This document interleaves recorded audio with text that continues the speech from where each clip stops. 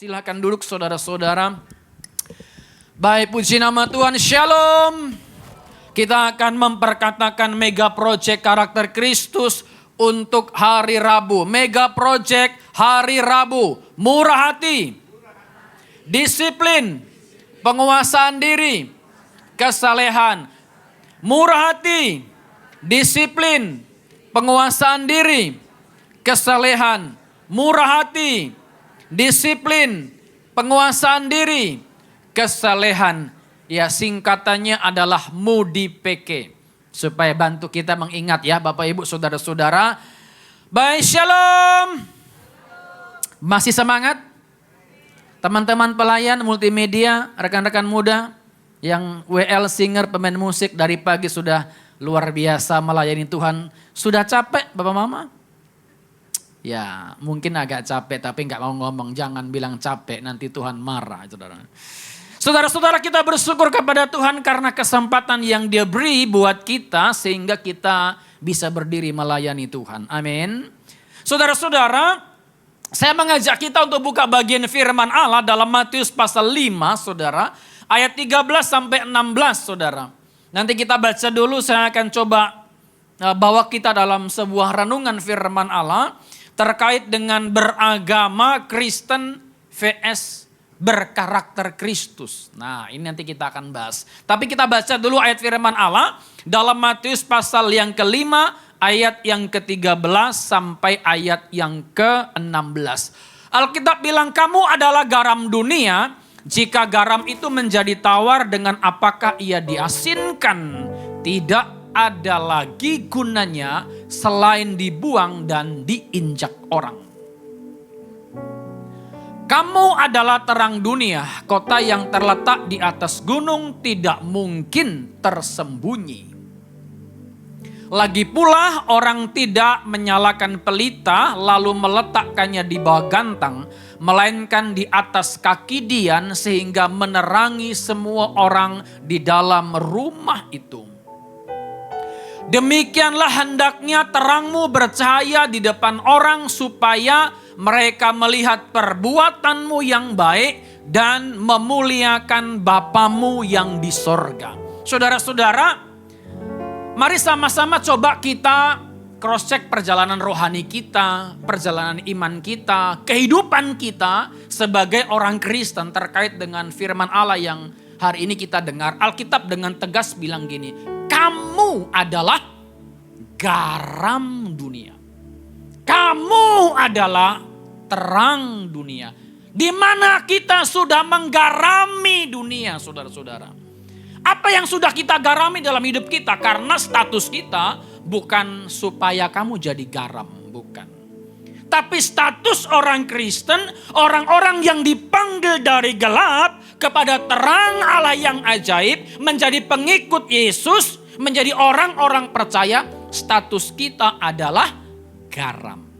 Amin ya. Berikutnya, status kita adalah terang. Kalau status kita garam, maka sudah menjadi kewajiban kita menggarami sesuatu. Dan sekarang mari coba kita cross check diri kita. Di mana kita sudah menggarami sesuatu? Di rumah kita sudah jadi garam?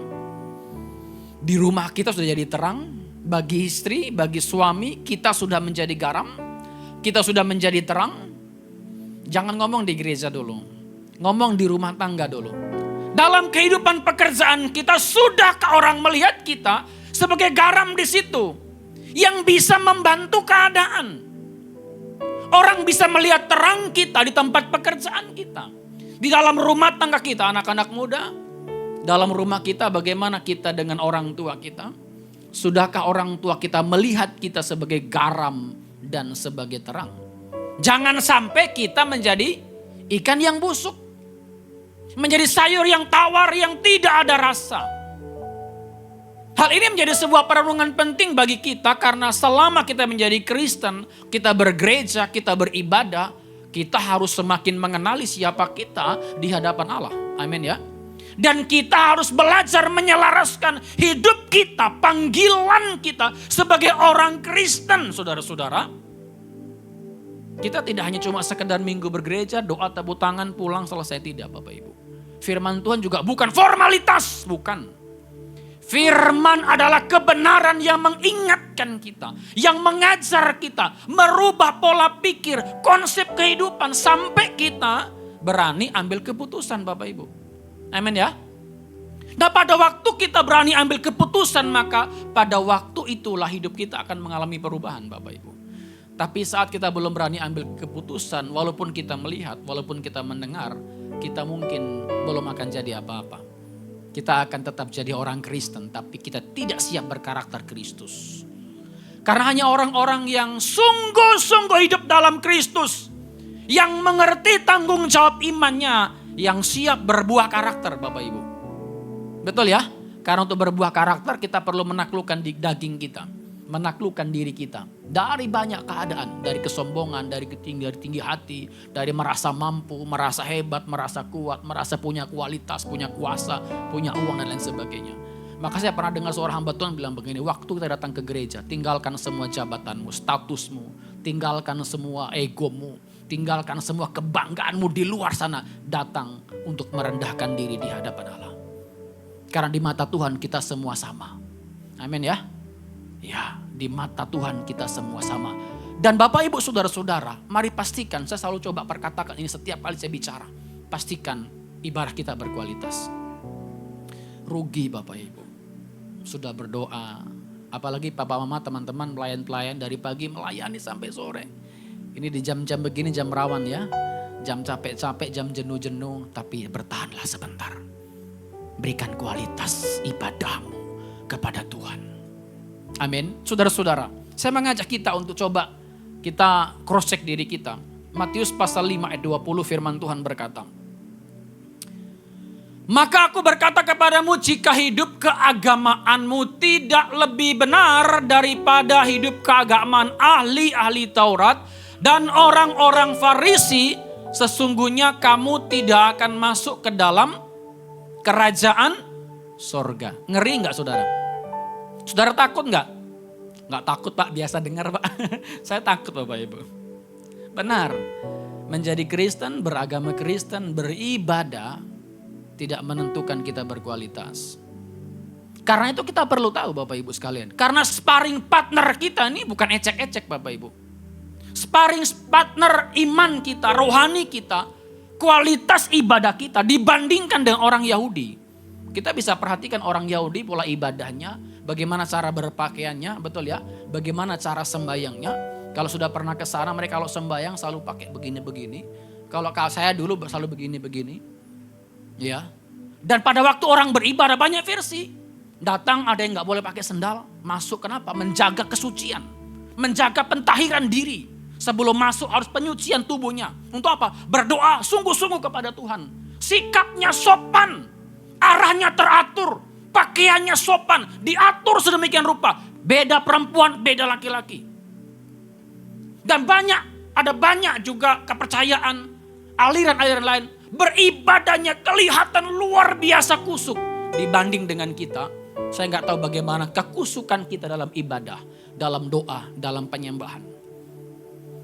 Memang tidak bisa diukur kelihatan fisik luar caranya dengan hatinya. Tapi Bapak Ibu saudara-saudara sekalian, pada waktu orang hatinya mau ketemu Tuhan, dia akan bawa sikap tubuhnya. Betul ya? Waktu saya ketemu pemimpin atau orang yang saya anggap hargai, saya hormati, saya ketemu dia pasti jalannya begini. Betul ya? Di depan dia kalau saya jabat tangan, saya berusaha tundukkan kepala saya. Tanda saya menghormati, menghargai orang tersebut. Kenapa? Di hati saya taruh dia orang berharga. Di pikiran saya tanamkan dia orang senior. Dia pemimpin, orang yang pantas saya hargai. Maka saat saya taruh tangan saya taruh kepala saya. Untuk apa? Menunjukkan, saya belajar tunjukkan sikap hidup saya. Ini saya tunjukkan hati saya lewat sikap saya. Nah saudara-saudara sekalian. Makanya dulu waktu saya belum jadi Kristen, saya merasa orang Kristen paling aneh ibadahnya. Saya belum mengerti kenapa. Karena ternyata ibadah kita saudara-saudara sekalian, yang Tuhan tuntut adalah hati kita di mata Tuhan. Makanya Yesus bilang gini, kalau ibadah kita belum seperti ibadah orang Yahudi, kamu gak layak masuk kerajaan Allah. Jadi kalau luar yang kita mau sandingkan dengan orang lain, gak dapat kita. Luar yang kita mau pasang jadi sparring partner dengan yang lain, kita kalah jauh. Makanya Tuhan mau supaya bukan luarnya tapi dalamnya, yaitu hati kita. Amin Bapak Ibu. Ini yang paling berpengaruh. Pada waktu hatimu tersentuh oleh kebenaran, maka kita akan berani meninggalkan dosa. Tapi saat hati kita belum tersentuh oleh kebenaran, atribut kita akan melekat, itu akan menarik kita jauh dari Tuhan. Kita pengen bertobat, kita pengen baik, kita pengen jujur, kita pengen sopan. Tapi atribut kita menghalangi kita. Ego, sombong kita menghalangi kita untuk mengalami kasih Tuhan. Karena itu firman Tuhan ingatkan kepada kita. Jika hidup keagamaanmu tidak lebih benar daripada hidup keagamaan orang ahli Taurat dan orang Farisi, sesungguhnya kamu tidak akan masuk ke dalam kerajaan sorga. Saudara-saudara yang merasa puas beragama dan merasa puas sudah beribadah, kita perlu harus tetap cross check hati kita. Kasarnya bahkan kita perlu bertobat. Karena bukan cuma luar yang Tuhan mau lihat, tapi dalam hati kita. Ini yang menarik Bapak Ibu. Karena mungkin saya juga terpola dengan pola saya lama. Jadi saya kalau berdoa harus tutup mata. Kalau bisa angkat tangan, kalau bisa sujud menyembah Bapak Ibu. Kalau bisa, saya pengen praktikkan itu. Di rumah kalau saya ibadah, saya nyanyi, saya selalu bilang berkali-kali, gak boleh nih buka mata, tutup mata. Doa dengan Tuhan. Memang saya gak jamin orang tutup matanya, hatinya dekat dengan Tuhan, saya gak jamin. Tapi setidaknya mari sama-sama kita belajar. Amin ya. Kasih yang berkualitas. Hatimu. Tuhan minta hatimu Bapak Ibu. Kalau hatimu datang sama Tuhan, bahkan masalahmu dia akan selesaikan. Kenapa penting saya bilang hati? Nanti saya akan baca terus menerus bacaan firman selanjutnya. Sebelumnya kita masuk Yakobus pasal 4. Ayat yang ke-9 dan 10. Maka tadi saya bilang kalau kita sudah merasa cukup puas beragama, sudah cukup pede jadi orang Kristen, dengan semua atribut Kristen yang kita miliki, cukup puas karena sudah bergereja hari Minggu, kita harus tetap cross check hati kita. Sudahkah kita benar-benar hidup di dalam kebenaran? Sadarilah kemalanganmu. Berdukacitalah dan merataplah. Hendaklah tawamu kamu ganti dengan ratap. Dan sukacitamu dengan dukacita. Rendahkanlah dirimu di hadapan Tuhan dan Ia akan meninggikan kamu. Yang Tuhan minta untuk kita saat kita datang pada Tuhan, itu merendahkan diri Bapak Ibu. Amin ya. Ini yang Tuhan mau ada pada kita. Ini yang Tuhan mau ada pada penyembahan kita. Ini yang Tuhan mau ada pada pujian kita. Supaya Kristus hadir di tengah-tengah pujian kita. Amin. Betapa luar biasanya saat dia hadir di tengah-tengah pujian kita. Betapa dahsyatnya saat dia hadir di tengah-tengah penyembahan kita. Engkau dan saya akan merasakannya. Saya pernah merasakan betapa nikmatnya ada dalam penyembahan, ada dalam doa, jam-jam doa, begitu berkualitas.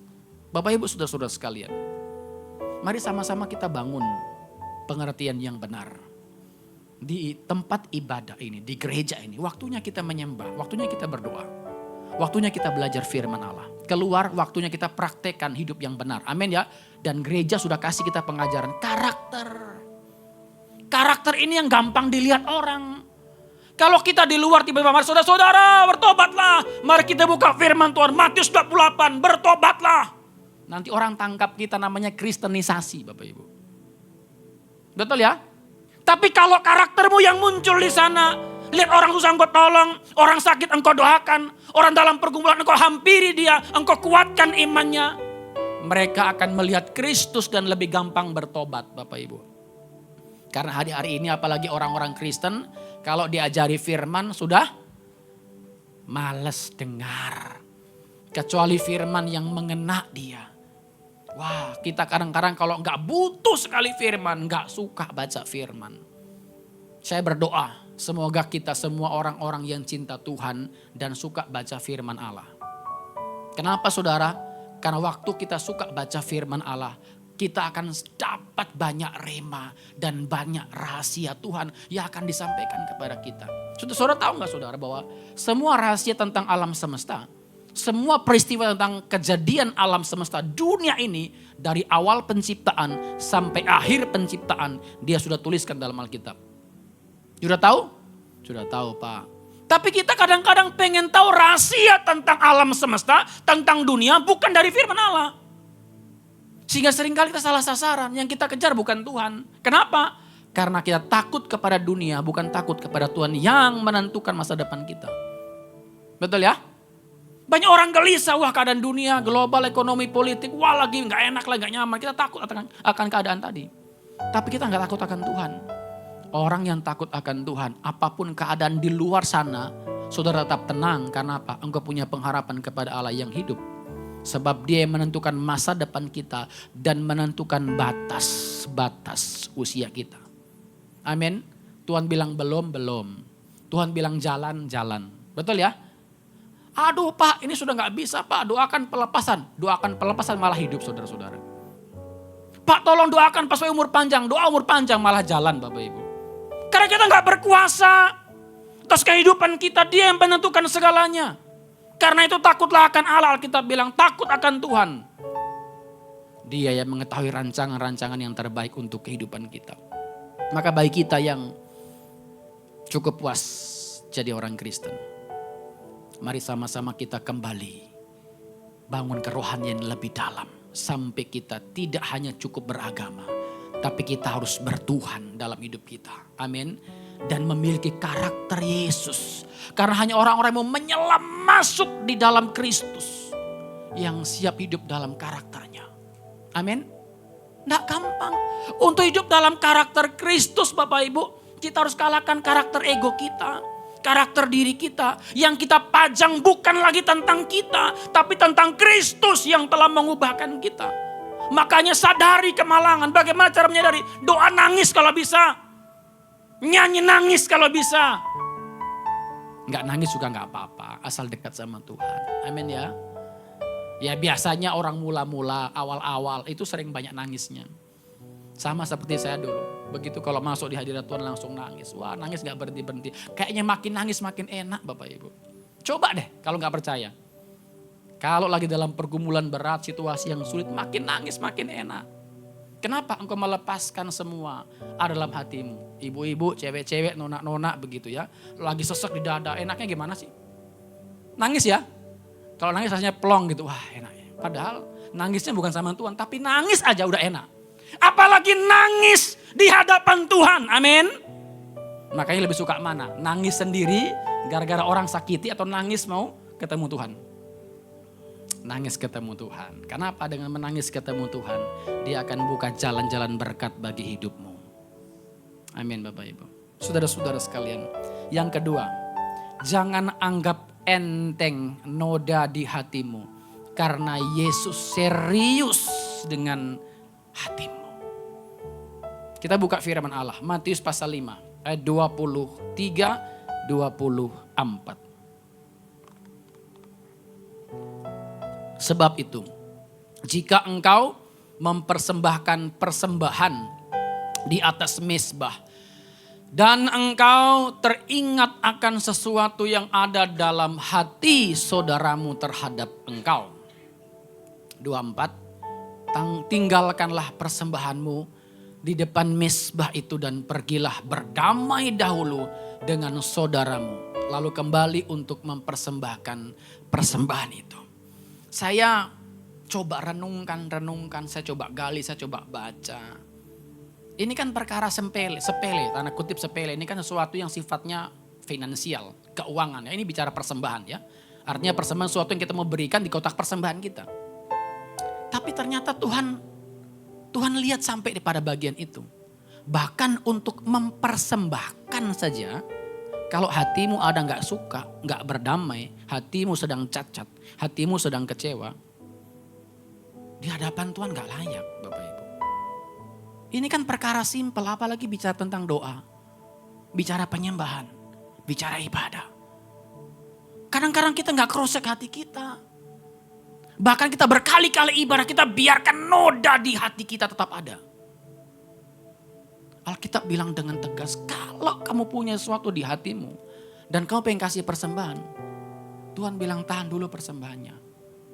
Kenapa? Karena Tuhan lebih serius bereskan hati kita daripada Tuhan mau lihat persembahan kita. Ini yang Tuhan maksudkan, bahwa Tuhan serius dengan hati kita, Bapak Ibu. Tuhan tidak ingin ada noda di hati kita. Tuhan tidak mau ada masalah di hati kita. Mempengaruhi iman kita, kualitas rohani kita, kualitas persembahan kita di hadapan Allah. Enggak mau. Karena kalau ada noda, itu mempengaruhi kualitas ibadahmu, penyembahanmu, dan persembahanmu di mata Tuhan. Amin. Saya serius bicara ini. Tuhan gak suka. Dan Tuhan mau kita dibereskan. Dia sudah berikan kepada kita kasih karunia. Dia sudah lepaskan kita dari banyak ikatan, dari dosa. Yang kita warisi, yang kita buat, yang kita lakukan, kita perbuat dalam hidup kita. Dia telah tebus di kayu salib, dan dia tebus bukan dengan barang fana. Dia tebus dengan hidupnya. Agar kita mengalami kelepasan dan sukacita. Amin. Tapi saat kita telah dilepaskan dan mengalami sukacita, kita menawan hati kita dengan berbagai-bagai macam persoalan. Dan hal yang kita pikir biasa bagi Tuhan tidak biasa. Karena Tuhan mau serius beresin hati kita. Ya, hati itu banyak masalahnya. Hati itu banyak kejahatannya, Bapak Ibu. Betul ya? Apa yang keluar dari mulut berasal dari hati. Tapi orang zaman sekarang kan hebat, banyak dengar firman, keluarnya manis, dalamnya tetap pahit, Bapak Ibu. Kenapa sering dengar firman, apa yang keluar itu dari hati? Wah, luarnya manis, senyum dong, tapi di hati kurang ngajar dia ya. Ini yang tidak suka. Dan Tuhan serius, jangan biarkan ada noda di hati kita. Menjadi persoalan penghambat doamu, penghambat ibadahmu, penghambat kualitas rohanimu dan pertumbuhan rohanimu. Jangan biarkan ada noda. Dan Tuhan mau kita mengalami kelepasan. Amin. Gak gampang loh melepaskan noda. Saya melayani salah seorang jemaat yang cukup mengalami kepahitan luar biasa.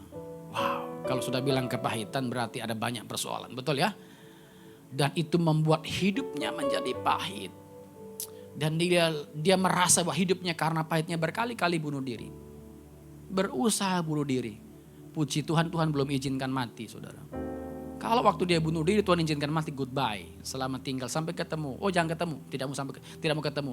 Kamu silakan di neraka. Jangan pernah akhiri hidupmu karena apa? Karena engkau merasa pahit dan engkau merasa marah dan engkau mengakhiri hidupmu. Jangan, Tuhan tidak suka. Jadi beliau ini kami layani, doakan segala macam. Dan hari ini, pada waktu dia dilayani dan sudah mengalami Tuhan, dia ingat ke belakang perjalanan hidupnya selama sekian tahun. Hidup dalam kepahitan. Dalam pergumulan yang berat. Dalam penderitaan yang tiada henti dan merasa orang paling menderita di muka bumi. Cobalah cross check hati kita. Kalau kita ada kepahitan, ada akar pahit di hati, ada masalah di hati, pasti kita bilang kita ini orang paling malang, saya paling susah. Lu kenapa kok begini ya? Karena hatimu akan terus, kita akan dilanda banyak persoalan. Sampai waktu dia bertobat, dia bilang gini, saya bodoh. Coba dari dulu saya lepaskan pengampunan, saya lepaskan ini masalah di hati, hidup akan lebih enjoy, hidup akan lebih enak. Tapi kita kan gak sadar. Dan kita merasa untung waktu saya benci sama dia, saya gak suka sama dia, saya tunjukkan muka asam sama dia. Bagi kita untung supaya dia kapok, lihat saya gak mau tegur dia. Padahal kamu yang dirugikan, kita yang dirugikan, betul ya? Bukan orang yang kita merasa dia yang telah menyakiti saya, lalu kita pasang wajah asam, dia yang akan rugi. Tidak, kita yang rugi. Siapapun yang menyimpan akar pahit, yang menyimpan kebencian, yang menyimpan luka di hati, dia akan menderita seumur hidupnya. Dan penderitaan itu akan membawa kebinasaan. Dan Tuhan mau lepaskan itu. Jangan ada noda di hati. Karena kita ini penyembah Bapak Ibu. Amin ya. Penyembah-penyembah benar akan menyembah Bapa dalam roh dan kebenaran. Bagaimana kita bisa masuk dalam dimensi rohani? Kalau hati kita pahit, di dalamnya ada noda. Tuhan serius bereskan. Bahkan perkara yang paling luar, persembahan lahiriah saja. Tuhan ingatkan kita, jangan beri persembahan kalau hatimu pahit. Kenapa saudara-saudara? Tuhan gak larang kita kasih persembahan. Yang Tuhan larang kalau hatimu pahit kamu kasih persembahan, persembahanmu tidak jadi berkat bagi dirimu. Banyak orang, aku mau kasih persembahan ya supaya orang diberkati. No. Bukan. Persembahan yang kita beri bukan supaya gereja diberkati. Bukan supaya orang yang kita beri diberkati. Tapi waktu engkau mempersembahkan dengan hati yang benar, maka engkaulah yang diberkati. Amin ya. Ini yang Tuhan mau sampaikan kepada kita. Waktu engkau memberi dengan sukacita, Dia akan tambahkan berkat bagi kita. Waktu engkau memberi dengan kepahitan, Dia ambil daripada kita. Tidak kembali-kembali. Makanya banyak orang merasa hidupnya penuh dengan berbagai macam keadaan kepahitan. Dia sudah buat baik. Dia udah senyum sama orang. Sudah nolong orang. Sudah doakan orang. Tapi masih tetap sulit saja. Kenapa? Karena dipikir kalau sudah buat sesuatu yang baik maka akan jadi baik. Ternyata bukan begitu Bapak Ibu. Hatimu dibereskan dulu. Begitu hatinya beres, tidak ada noda, persembahan, pemberian, perbuatan baikmu akan jadi berkat dan engkau akan diberkati Tuhan. Ini yang Tuhan maksudkan bagi kita. Haleluya. Berikan tepuk tangan buat Tuhan, saudara. Kejadian pasal 4, ayat yang kelima dan yang ketujuh. Ayat yang terakhir, nomor 3 dari bawah. Kita buka ayatnya, Kejadian pasal 4 ayat 5, 6 dan 7. Tetapi Kain dan korban persembahannya tidak dikehendakinya, lalu hati Kain menjadi sangat panas. Kalau panas bagaimana? Panas. Orang kalau hatinya panas, mukanya tidak akan pernah senyum. Senyum pun akan kelihatan, senyumnya tidak mempesona, tidak indah, tidak baik. Kelihatan kalau hatinya panas, senyumnya dipaksa-paksa. Betul ya? Iya, saya juga pernah punya pengalaman dengan istri masalahnya. Karena ada sesuatu yang mengganjal hatinya, tiba-tiba kelihatan, wah sudah mulai berubah, raut mukanya berubah. Yang biasanya, ya walaupun kita orang timur ini sedikit gelap, tapi kalau senyumnya manis Bapak Mama. Pak, saya pastikan manis. Walaupun mungkin kulitnya agak gelap, tapi senyumnya pasti manis. Apalagi kalau ada sumurnya di sini, wah tambah manis lagi. Bukan sumur, got di pipinya, tapi tambah manis. Satu waktu kok kelihatannya, wah ada yang nggak beres ini. Jadi mau tanya, kan biasa kalau laki-laki begitu lihat pasangannya udah mulai mukanya berubah, auranya berubah, pasti ada sesuatu mulai berusaha. Mama, ini hari masak apa?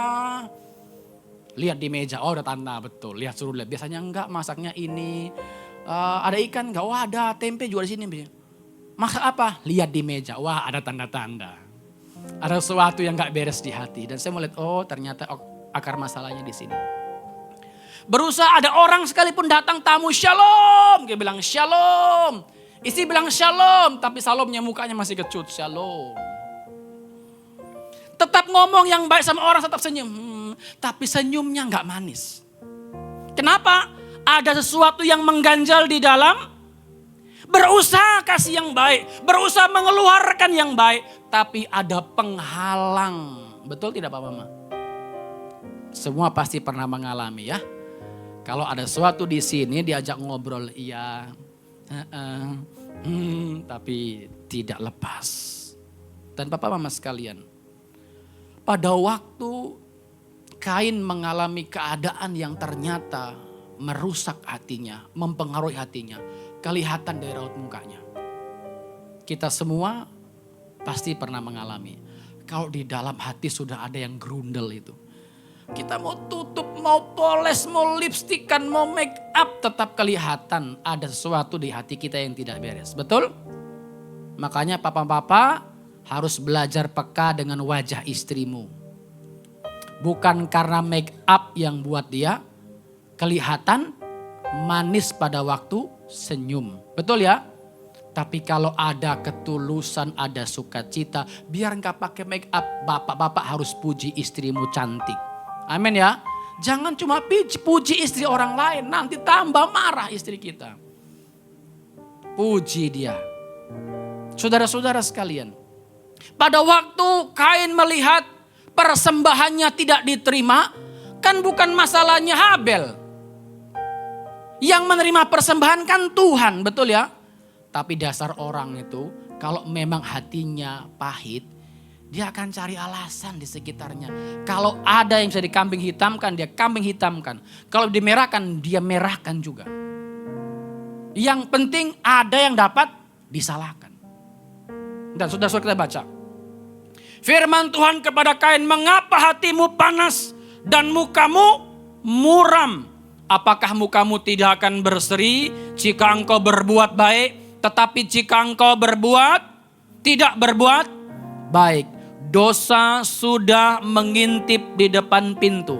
Sama-sama baca, ia sangat menggoda engkau, tetapi engkau harus berkuasa atasnya. Orang kalau sudah marah, hatinya udah pahit, diomongin, ingat ya, sabar ya. Iya, tapi di hati ini masih menyala-nyala. Tuhan sudah bilang loh, kalau ingat dia menggoda engkau, tetapi engkau harus berkuasa. Ingat, kamu harus berkuasa tapi nggak bisa. Godaan terhadap hati itu terlalu menggiurkan. Nggak gampang untuk dipatahkan. Hanya pada waktu engkau beriman. Dan dengan iman kau taklukkan hidupmu kepada kebenaran, kepada kehendak Allah. Engkau bisa dengan iman berkata, hai iblis, enyahlah engkau daripadaku. Saudara-saudara sekalian, Alkitab bilang gini, iblis seperti singa yang mengaum ya, mencari mangsa yang siap ditelannya. Oh, dia paling suka kalau pendeta-pendeta, dia paling suka kalau WL-WL, dia paling suka kalau pemain musik, dia tim altar itu bikin masalah, mengalami keadaan yang pahit, tersinggung, wah dia paling suka, kompornya dibesarin. Kenapa? Pada waktu para pelayan hamba Tuhan, dia terciderai, dia akan merusak banyak orang. Betul tidak Bapak Mama? Dan serangan-serangan utama itu selalu diberikan kepada pemimpin-pemimpin. Orang-orang yang di depan ini. Iblis berusaha menjatuhkan mereka dengan banyak cara. Jadi jangan main-main. Harus hati-hati. Kain mempersembahkan. Tapi saat hatinya tidak beres. Persembahannya pun dijadikan masalah untuk membunuh adiknya. Saudara-saudara sekalian. Mari sama-sama kita lihat apa yang sangat menarik hati kita. Apa yang sangat menggoda kita hari-hari ini. Ya, fashion kah? Atau mungkin apalah, saya nggak tahu. Nggak terlalu banyak mengerti. Tapi yang jelas setiap orang pasti punya godaannya. Karena tiap orang pasti punya kelemahan. Betul ya? Mari jangan sampai kelemahan yang ada pada kita dijadikan peluang oleh iblis. Untuk menggoda kita dan menjatuhkan kita. Saudara-saudara, ayat terakhir buat kita. Filipi pasal 4 ayat yang kelima. Tinggal 4 menit. Wah pas ini. Sama-sama kita baca 1, 2, 3. Hendaklah kebaikan hatimu diketahui semua orang. Tuhan sudah dekat. Firman Tuhan. Amin ya. Hendaklah apa saudara? Kebaikan hatimu diketahui semua orang. Nah senyumnya dari hati enggak saudara? Kebaikan dari hati enggak? Pelayanan dari hati enggak? Kita menolong orang dari hati enggak? Yang Tuhan minta bukan cuma nolong orang, bukan cuma berbuat baik, tapi kebaikan hati kita yang diperlihatkan kepada orang lain. Itu yang Tuhan mau Bapak Mama. Makanya saya katakan tadi, Tuhan serius dengan masalah hati. Karena waktu hatimu bermasalah, hati kita bermasalah, akan merubah banyak keadaan di sekitar kita. Saya terikat kepahitan sekitar 4-5 tahun. Terikat rasa marah karena orang tua saya. Dulu saya masih kecil, orang tua pisah. Papa mama pisah dan saya merasa saya orang yang paling susah. Saya dengan adik saya sakit-sakitan, adik saya umur 4 tahun. Hal yang paling sangat teringat di benak saya, saya tidur malam saya ingat saya tiba-tiba marah sama orang tua. Adik saya masih 4 tahun, saya masih usia kurang lebih 11 atau 12 tahun, saya sakit. Jadi saya nggak kuat karena saya pakai sarung, saya sakit. Lalu adik saya ini inisiatif. Dia usia mungkin 5 tahun sekian lah. Dia inisiatif 4 atau 5 tahun. Ngambil air panas di panci. Jalan ngikuti saya pakai lampu pelita. Uplek itu ya. Jalan ke kamar mandi. Dan ternyata dia kesandung.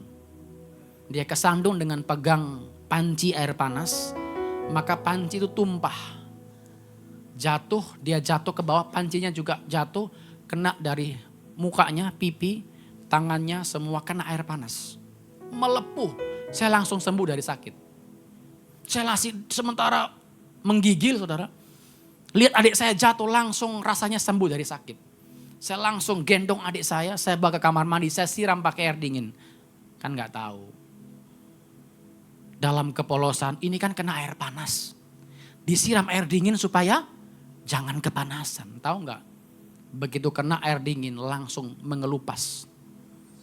Telinga, tangan, semua mengelupas. Putih merah. Saya langsung menangis. Dan saya langsung ingat, orang tua kurang ajar. Dan mulai saat itu kepahitan tertanam di hati saya. Dalam berjalannya waktu bertumbuh. Semakin pahit.